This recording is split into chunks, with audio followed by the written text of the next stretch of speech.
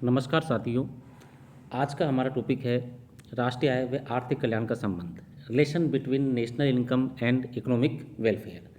प्राय ये कहा जाता है कि जिस देश की प्रति व्यक्ति आय दूसरे देश की प्रति व्यक्ति आय से अधिक होती है, उसका आर्थिक कल्याण भी दूसरे देश से अधिक होता है।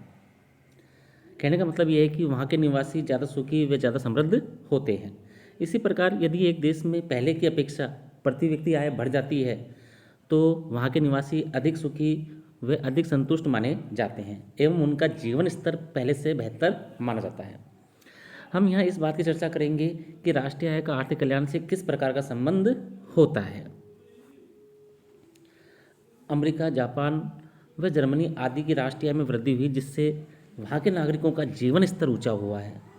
यदि राष्ट्रीय आय के आंकड़े अपेक्षाकृत अधिक विश्वसनीय व सही हों, तो भी प्रश्न उठता है कि उनका आर्थिक कल्याण से क्या संबंध होगा। इसके लिए निम्न बातों पर विचार करना होगा।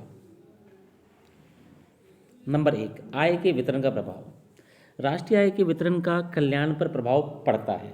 यदि राष्ट्रीय आय का वितरण अधिक समान होता है, तो समाज में संपन्नता, न्याय व विकास का मार्ग खुलता है और कल्याण में वृद्धि होती है।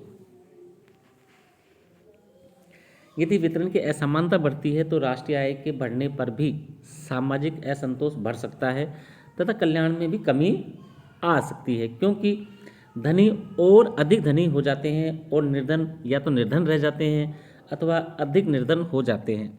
इससे सामाजिक तनाव में भी वृद्धि होती है। नंबर 2, काम की परिस्थितियों व काम के घंटों का प्रभाव। इस विषय में सर्वप्रथम यह स्मरण रखना होगा कि राष्ट्रीय आय की मात्रा के साथ साथ मानवीय कल्याण पर इस बात का भी प्रभाव पड़ता है कि आय को प्राप्त करने के लिए लोगों को किस प्रकार की परिस्थितियों व वातावरण में काम करना पड़ता है। यदि देशवासियों को पहले से अधिक मेहनत करनी पड़ी है एवं अधिक घंटों तक काम करना पड़ा है, तो कल्याण पर विपरीत प्रभाव भी पड़ सकता है। अतः काम के घंटे समान रहने पर राष्ट्रीय आय के बढ़ने पर यह आशा की जा सकती है कि देशवासियों के कल्याण में वृद्धि हो रही है। नंबर 3, आर्थिक कल्याण विशेषतया उपभोग्य वस्तुओं के उत्पादन पर निर्भर करता है, जिनसे लोगों का जीवन स्तर निर्धारित होता है। हम जानते हैं कि वस्तुएं दो प्रकार की होती हैं, यथा पूंजीगत वस्तुएं जैसे मशीनरी, औजार, फैक्ट्री की इमारत आदि, एवं उपभोग्य वस्तुएं जैसे खाद्यान्न, मक्खन, दवा, वस्त्र आदि।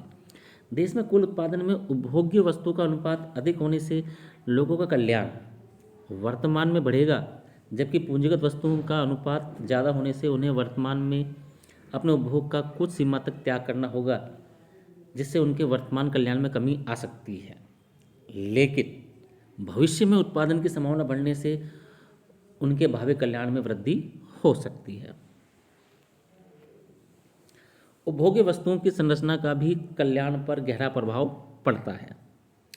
उपभोग्य वस्तुएं प्राय दो भागों में बांटी जाती है, जैसे आम जनता के लिए आवश्यक वस्तुएं, जिन्हें मजदूरी वस्तुएं कहते हैं, जैसे साधारण वस्त्र, साबुन, खाद्य तेल, नमक आदि, एवं विलासिता की वस्तुएं जैसे सोने चांदी के आभूषण, शानदार वस्त्र, मोटर कारें, ऊंची कीमतों वाले वीडियो, रेफ्रिजरेटर, एयर कंडीशनर आदि। जब कुल उत्पत्ति में मजदूरी वस्तुओं का अनुपात बढ़ता है, तो सर्वसाधारण का कल्याण बढ़ता है। विलासिता की वस्तु का अनुपात बढ़ने पर समाज के संपन्न वर्ग का कल्याण बढ़ता है। अतः समस्त देशवासियों के कल्याण में वृद्धि करने की दृष्टि से कुल उपभोग्य वस्तुओं में अनिवार्य या मूलभूत वस्तुओं के अनुपात को बढ़ाना ज़्यादा लाभकारी माना जाता है। नागरिक वस्तुओं व सुरक्षा वस्तुओं का अनुपात भी कल्याण को प्रभावित करता है। नागरिक वस्तुओं में वस्त्र, तेल, जूते, दवा आदि आते हैं तथा सुरक्षा वस्तुओं में गोला बारूद, अस्त्र शस्त्र आदि आते हैं। निर्धन देशों में सुरक्षा का ज़्यादा सामान बनाने से लोगों को नागरिक वस्तुओं का परित्याग करना पड़ता है, जिससे उनके कल्याण में कमी आती है। अतः सुरक्षा व्यय सीमित करके नागरिक वस्तुओं का उत्पादन बढ़ाने से देशवासियों के कल्याण में अधिक वृद्धि की जा सकती है। पर्यावरण पर प्रभाव। विकास में पर्यावरण का परस्पर गहरा संबंध होता है। यदि विकास के दौरान पर्यावरण पर विपरीत असर पड़ता है, अर्थात जलवायु आदि का प्रदूषण बढ़ता है, तो आर्थिक कल्याण में कमी आ सकती है। अतः विकास की प्रक्रिया पर्यावरण की रक्षक होनी चाहिए, न कि इसकी भक्षक। यह पर्यावरण की पोषक होनी चाहिए। विकास व पर्यावरण में परस्पर विरोध नहीं होना चाहिए। पर्यावरणीय प्रश्नों का सामाजिक लेखांकन पर काफ़ी प्रभाव पड़ता है।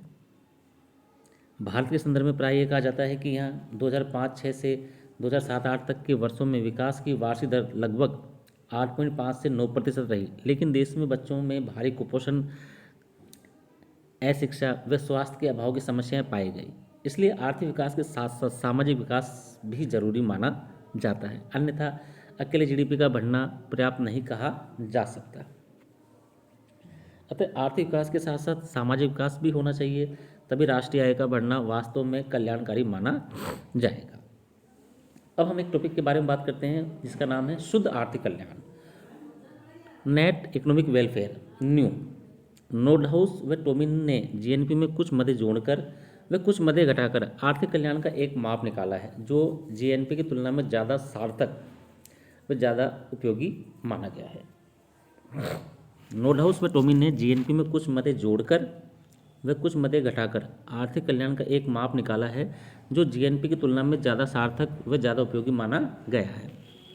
इसके लिए जीएनपी में निम्न मदों के लिए राशियां जोड़ी जाती है। 1. अवकाश, इसकी मात्रा के बढ़ने से कल्याण में वृद्धि होती है।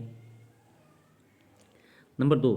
घर की देखभाल में लगाई गई सेवाएं व बगीचों आदि में लगाया गया समय। नंबर 3. सार्वजनिक व निजी पूंजी से प्राप्त सेवाएं। सार्वजनिक पूंजी में सार्वजनिक इमारतों, सड़कों, अस्पतालों, स्कूलों, पार्कों आदि की सेवाएं आती है। जीएनपी में से घटाई जाने वाली मदे इस प्रकार होती है। नंबर 1 सुरक्षा व्यय, नंबर 2 शहरी व भीड़भाड़ तथा पर्यावरण के प्रदूषण से होने वाली असुविधा है। जीएनपी में इन मदों को जोड़कर व घटाकर आर्थिक कल्याण का नया माप निकाला गया है जो अधिक महत्वपूर्ण माना गया है। इसे शुद्ध आर्थिक कल्याण, नेट इकोनॉमिक वेलफेयर, न्यू का नाम दिया गया है। धन्यवाद साथियों।